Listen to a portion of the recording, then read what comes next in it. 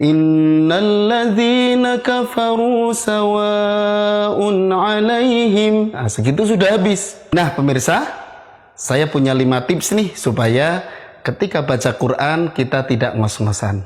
Apa saja tipsnya?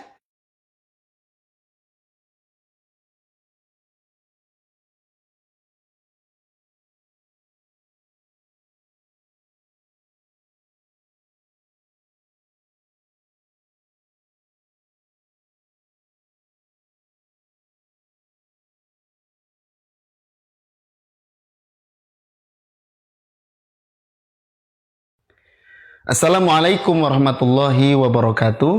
Alhamdulillah para pemirsa dan sahabat PLGM, kita berjumpa kembali. Kali ini saya akan menceritakan betapa banyak orang-orang yang bertanya kepada saya, Ustadz, kenapa ya ketika saya baca Quran ngos-ngosan ya, kadang-kadang nafasnya pendek, pengennya satu ayat itu satu nafas, ini satu ayat nggak terlalu panjang, tapi ternyata beberapa nafas. Contohnya misalnya, ketika baca Quran, Innalladzina kafaru sawa'un 'alaihim. Nah, segitu sudah habis. Sawa'un 'alaihim a'anzartahum am lam tunzirhum la yu'minun. Nah, segitu sudah ngos-ngosan, padahal pengennya satu ayat itu satu nafas. Innalladzina kafaru sawa'un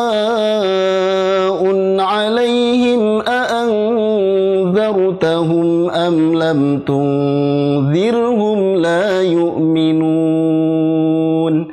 Para pemirsa dan sahabat PLGM pastinya banyak juga yang punya permasalahan yang sama, yaitu ngos-ngosan ketika membaca Al-Quran ya, nafas terasa pendek sehingga kurang maksimal. Ketika ingin satu ayat satu nafas, akhirnya terpaksa ayatnya dipotong-potong. Nah pemirsa, saya punya 5 tips nih supaya ketika baca Quran kita tidak ngos-ngosan. Apa saja tipsnya? Tips yang pertama yaitu kondisi kita harus fit, harus sehat ya. Jadi kondisikan harus selalu dalam keadaan fit. Kenapa?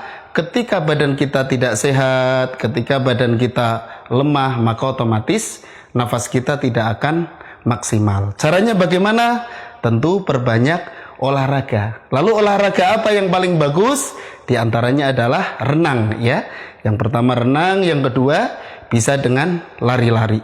Tapi ada juga nih yang komplain, Ustadz saya ini pemain sepak bola, tapi kok nafasnya ngos-ngosan. Nah, masuk ke tips yang kedua, yaitu latihan pernafasan. Ya, bukan hanya olahraga saja, tetapi kita harus melatih pernafasan. Caranya bagaimana? Kita ambil nafas pelan-pelan lewat hidung,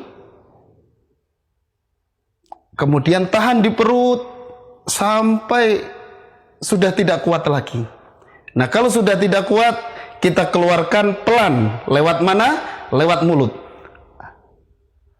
Nah, semakin lama kita kuat menahan di perut, maka nafas kita akan semakin panjang.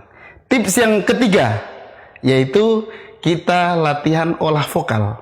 Tidak cukup hanya latihan pernafasan, tetapi kita latihan pernafasan beserta olah vokal. Caranya bagaimana? Sama seperti kita latihan pernafasan tadi, cuman ini ngambil nafasnya bisa dari hidung, bisa dari mulut. Yang penting masuk ke dalam perut kita. Kemudian keluarkan dengan suara ya, ambil nafas, tahan, kemudian keluarkan dengan suara.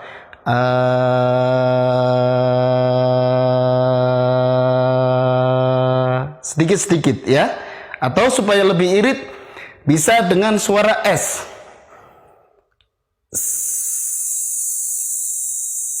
Terus sampai habis ya. Nah, itu adalah trik olah vokal.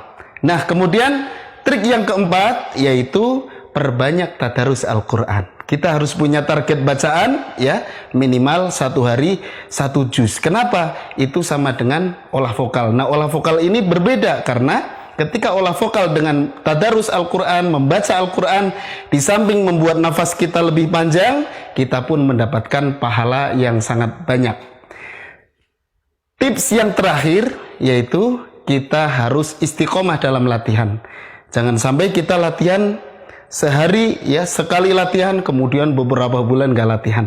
Tetapi rutin, meskipun satu hari cuma latihan 10 menit misalkan ya, yang penting adalah rutin atau istiqomah. Para pemirsa dan sahabat PLKM, itulah 5 tips dari saya supaya ketika membaca Al-Quran tidak ngos-ngosan atau nafasnya menjadi panjang. Cukup sekian, mudah-mudahan bermanfaat. Wassalamualaikum warahmatullahi wabarakatuh.